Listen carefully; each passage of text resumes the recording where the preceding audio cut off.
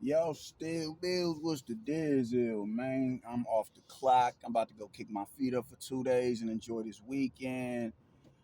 And power starts today, man. I'm gonna just go ahead and finish this season off or this whole series off, bro. This shit turned into a motherfucking Grand Theft Auto mission, man. From like what was it? Was the season when Raina got killed? I was at season 3, season 4.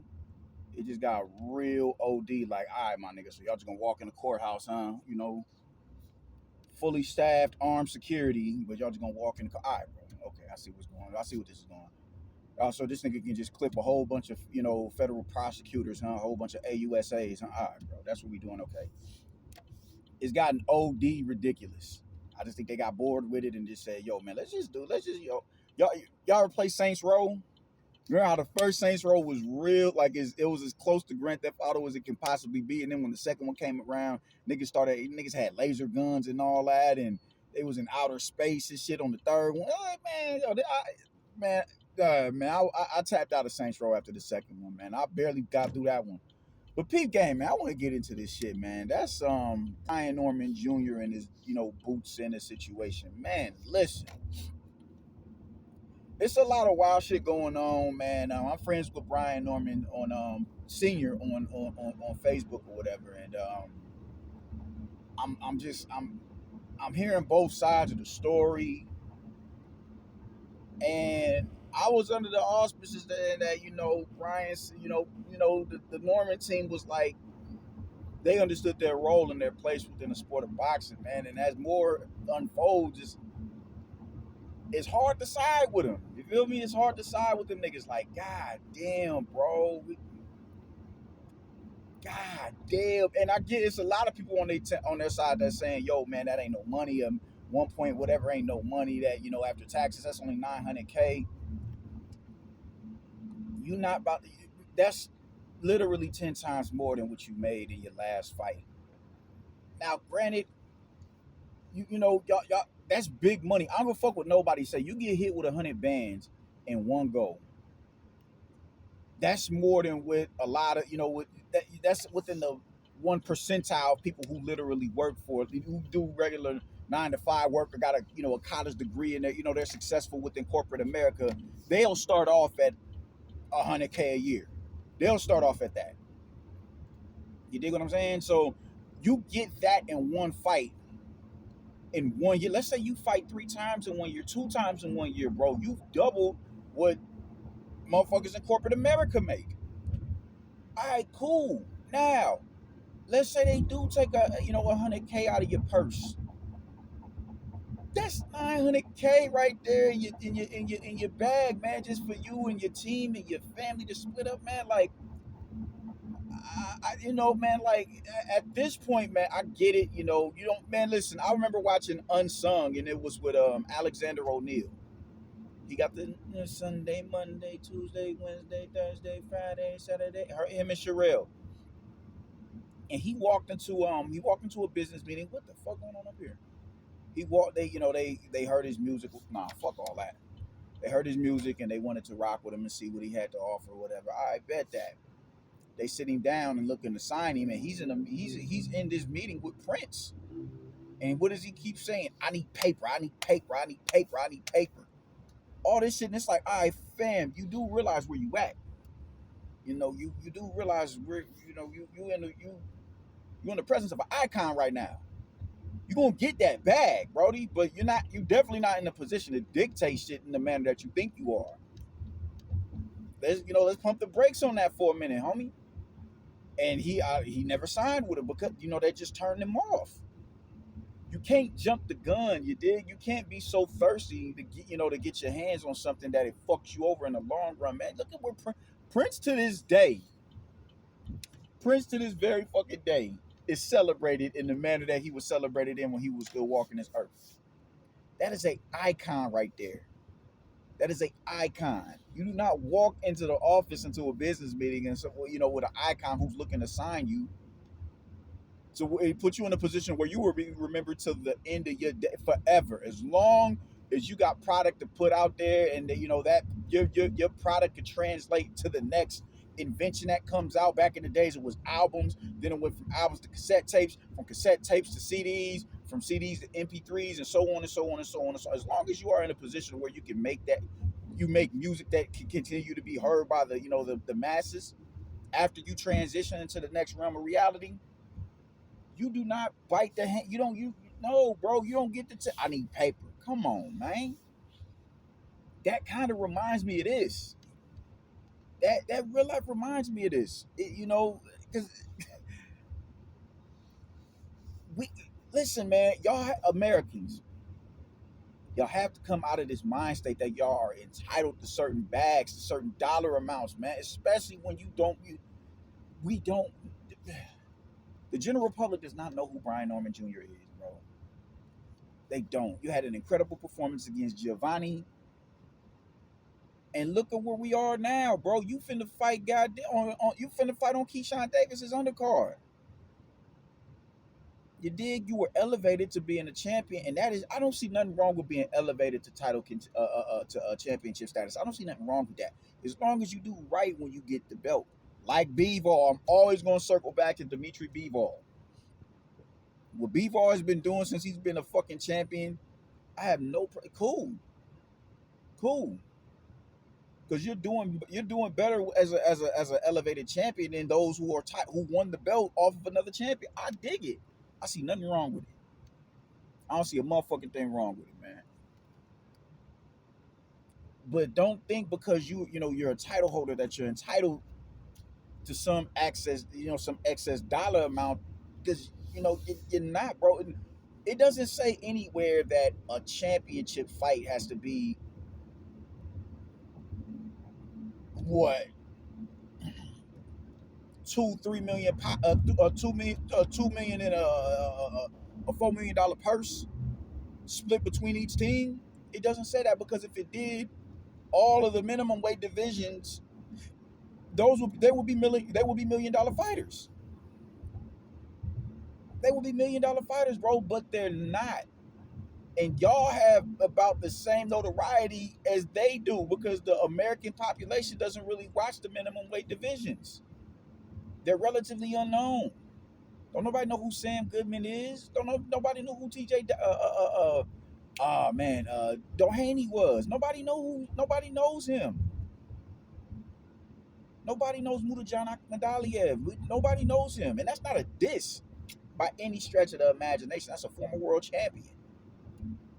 What I'm saying is the American population doesn't know who they are. Just like the American population doesn't know who you are, Mr. Brian Norman. And I think you are a credible threat to Boots Ennis. But bro, this is just something that can't be ignored, my nigga. We can run all of the game and semantics on Eddie Hearn and shit, fam. We can do that. But it's just at this point, nah, man. Nah. And me, the Bud fan in me, really wanted to side with you. Really wanted to side with you. I did because I'm really irritated with the hype surrounding Jerron Boots Ennis without him having to earn it. I'm real aggravated with that. I really am. But this shit just can't be ignored, doggy. Y'all ducked him. Y'all ducked that dude. Y'all ducked that nigga. And it's unfortunate, man, because like, goddamn, y'all keep playing yourselves out of position, man. I said it once, I'll say it again. Manny Pacquiao got introduced into the American market on 3 weeks notification, dog. And look at what that got him. Look at what that got him. I'm just saying, man, like, y'all have to take those chances. Y'all have to take those chances. Y'all not gonna hit the jackpot every time y'all get out there to fight. You damn sure not gonna hit the jackpot when there's two unknown fighters fighting each other. It's just not gonna happen. It's not gonna happen. I swear to God, it's not gonna happen. Y'all got to be smarter than this, man. I do not like to see. Cause, man, listen. Who's to say at the end of your career you gonna have all your faculties intact? You don't turn down $1 million payday to get half of that to fight Cuevas. You don't get that, or you don't do that. At this point, y'all are getting bulk sums of cash every time you get out there, bro, y'all need at this point y'all need to whatever big lump sum of money becomes available. Just look at this. Just look at where you look at your stature within the at the time you get you get in these offers, man. Are you gonna get $1 million with anybody else? Possibly Connor Ben, but he's not a champion. You was in a position to unify and get a bag like that, man. You can't turn that shit down, man. At now it's time to start building your wealth up, man. Right now. Right now. I hate to see that fighters long after they retire and hang their gloves up, man. They got to do a multitude of other things because they wasn't in a position to make. They wasn't in a position to make their money stretch, or they didn't earn enough. I hate to see that for y'all, man. I hate to see that for y'all. I hate to see that for y'all. If you get a $500,000 payday, cool, take it. Unless you elevate your marquee value, unless you elevate your status within the division, elevate your profile, elevate that shit to the point where you could command a $5 million payday, command $1 million, a $3 million purse. Take those price, take that money, man. Take that shit. Don't do this. Come on, man. You just headline now. You undercarding again for Keyshawn Davis, and Keyshawn isn't even a champion. And you had an opportunity to unify, man. Man, listen, y'all got to get out of this Hollywood mentality. Y'all honestly do, man. Y'all honestly do. Because this is, bro, it's only gonna fuck you in the end. Could have unified. Y'all could have had a really good fight. That could have been a real dope fight between the two of y'all. Two undefeated black American fighters. Two black undefeated American fighters. Whatever one of y'all loses, cool. It is what it is. Y'all still got your whole career ahead of y'all. God willing, He allow y'all, she allow y'all, it allows y'all to continue your lifespan. Y'all still got your whole career ahead of y'all. I, why turn down that fight for an undercard fight? Because you think you get Eddie Hearn is snaking you, bro. Like, man, y'all gotta, man, come on, man. There's no getting around this shit. There's no getting around this shit, man. Brian Norman Sr., bro, I fucks with you. But, bro, this ain't it. This ain't it, my nigga. This ain't it. Because there's nobody else at welterweight you're going to get that type of money with. The welterweight at this point in time, the welterweight and the middleweight division are deserted fucking divisions. There's no activity going on in there right now. There's no activity going right. There ain't no unification matches. Danny Garcia finna fight motherfucking Landy Lara instead of him going to unify with Carlos Adames or Yanni Beck. Who, bro? What are we doing? I don't even know who got the third belt at middleweight. Hold up, no, I do. It's Carlos Adames, Lara, Yanni Beck. Yanni Beck is unified, but it's literally nothing going on right there. The only light at the end of the tunnel was looking like Hamza.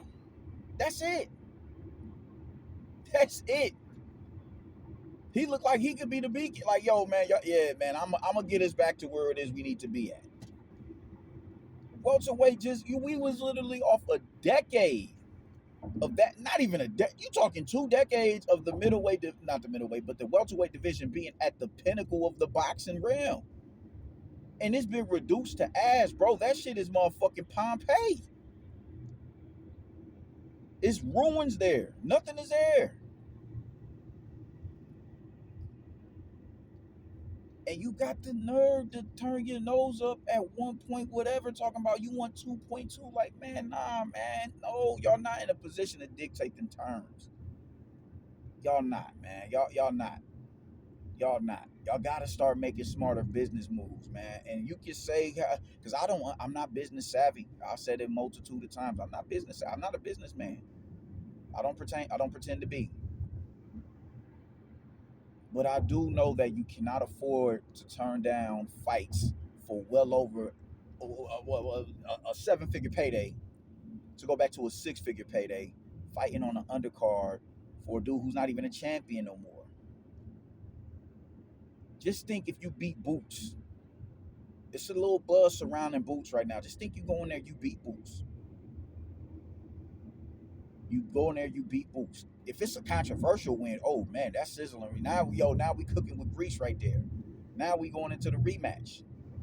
That's gonna add and boost your profile and get you more familiar with the public. It's gonna do that, man. It's gonna do that. Now you in a position, oh man, yep, niggas is saying my name now. I'm getting more IG followers. My interviews on YouTube is getting more traffic. People are knowing my name. Now I can walk down the street and legitimately, oh shit, you actually know who I am. That's how shit like that happens, man. Baby steps. You gotta crawl before you walk, man. You're not in a position to fucking talk about getting $2 million, bro. No. No, man, no. Oh, I hate to see this happen to you brothers, man. I hate to see this happen to y'all. Y'all gotta come down off y'all high horse, man. That is just the American standard, man. It's the American standard. Where niggas just feel like they can either y'all like they've made it, they've arrived. You dig? Like, Richardson Hitchens, man. Look at him. He's not all Hollywood, but he's like, man, when I signed to Eddie Herman, them bags been consistently rolling in. He good, he comfortable, bro. He got, his bank account is love right now. And who's to say he's even touched $1 million? But that speaks to the power, of Eddie Hearn.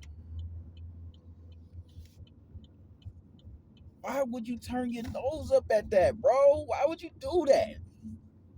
Man got a cool million for you, and you gonna turn that shit down, man. I urge the American public to please come up off y'all high horse, man. You niggas is not superstars. You niggas is not Hollywood, man. Who are your sponsors? We ain't seeing y'all niggas in no commercials. Well, I mean, shit, motherfuckers ain't watching TV like that no more. But we ain't seeing y'all niggas in no TV ads. We ain't seeing y'all niggas on interviews outside of your city. Oh, y'all niggas is not sliding through the Breakfast Club. Y'all niggas is not going on platforms outside of boxing. Y'all not doing none of that. Y'all not doing none of that because nobody knows you enough to reach out to you, and they can't say, "Oh well, you can actually increase the traffic of my platform." So, oh yeah, let's get him on here.